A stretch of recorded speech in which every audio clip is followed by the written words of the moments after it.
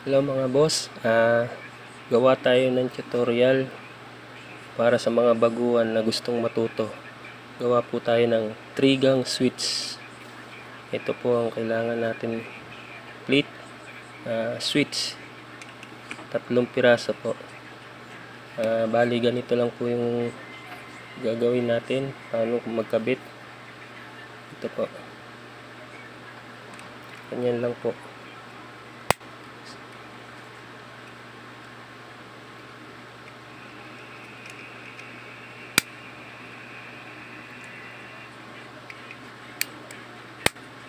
Yan po, 3-gang switch. Tapos po, kukuha po tayo ng wire na pan-jumper. Po, ganito po.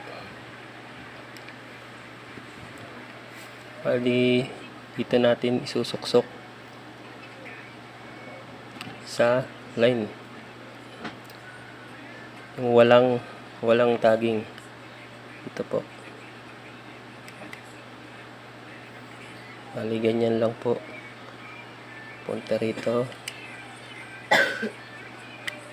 Graduin lang po natin na nakabaon siya ng gusto. Para po hindi siya mag-lose contact. Tapos kuha pa po tayo ng isa pang wire. Bali, ganito lang po ginagawa ko yung para sukat na sukat yung pan-jumper ko rito. Dito lang po ako sumusukat. Yan lang po. Yan po. Tapos yung pag balat po natin, ito po yung sukatan para saktuhan lang po yung wire natin na isusuksok. Yan lang po. Ganyan lang po. Tapos ganyan lang po gawin natin. Bali, dito naman po tayo. Bila. Yan. Yan lang po ang ginagawa ko. Kailangan natin siguro din maigpit. Kapasok ng gusto. Para walang maging problema po. Yan po yung nagkukos ng loose connection. Yan po. Tapos kuha na po tayo ng wire para po sa line 1. Ito po. Yan lang po.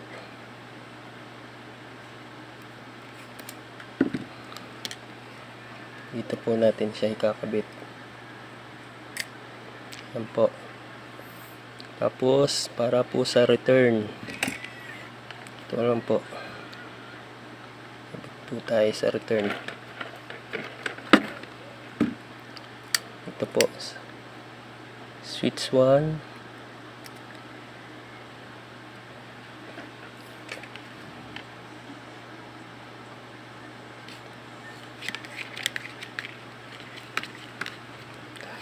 Tigas po yung wire. Switch 2.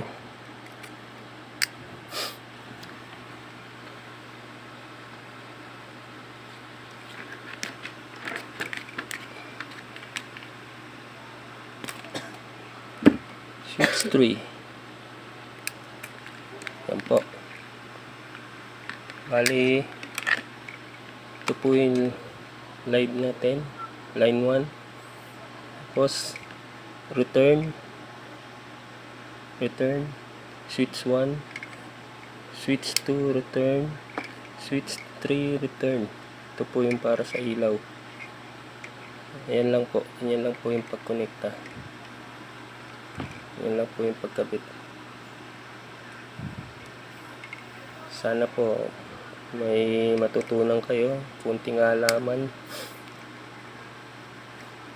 Simpleng video na to. Maraming salamat po.